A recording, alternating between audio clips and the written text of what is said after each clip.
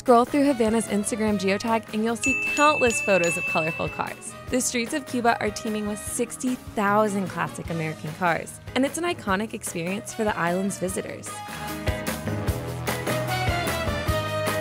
A majority of tourists can tell a story about riding down the Malecón in a hot pink Chevy Bel Air or driving through Havana city center in a baby blue Cadillac.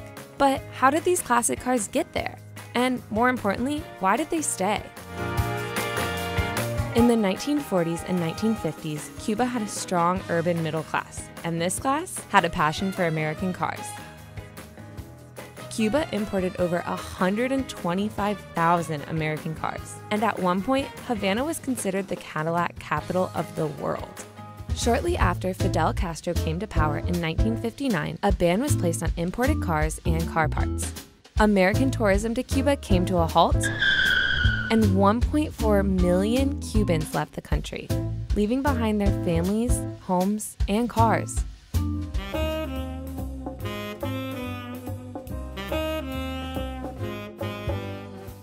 These abandoned cars were passed on to family or friends and became prized possessions, with owners who were willing to do whatever it takes to keep them on the road. Cubans turned to their ingenuity. Parts from tractors or lawnmowers became makeshift engines, and shampoo turned into brake fluid. The cars are a symbol of hard work, but they're also a source of income. A Cuban driver can make more in an hour than a Cuban doctor makes in a month.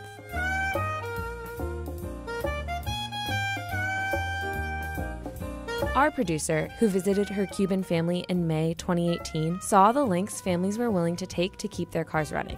Being a driver in Cuba is a career path. That's one of the few career paths that allows you to kind of make your own money and not depend solely on the government providing it for you. So it is a very lucrative business. It is also a huge investment. It was definitely not what I envisioned when I was scrolling through Instagram trying to get inspiration and travel photo ideas. It just gave me a better appreciation of the ingenuity involved and the determination involved. I definitely suggest, getting that experience and driving in the classic cars, but I think it's super important to remember that your photo op is their way of life.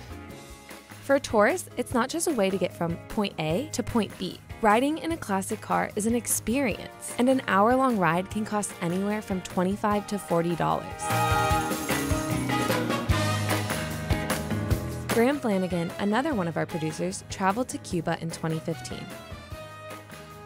I knew that there were going to be a lot of beautiful classic cars, but I thought they would be kind of mixed into a bunch of regular modern cars. I was blown away by just how many of these cars there are. Just one of the most unique and colorful characteristics of the city. I would absolutely recommend that if you're going to Cuba, you need to hop in one of these cars and go for a ride and explore the city of Havana, get off the beaten path. I can still smell that unforgettable smell of all of that fuel exhaust walking the streets of Havana.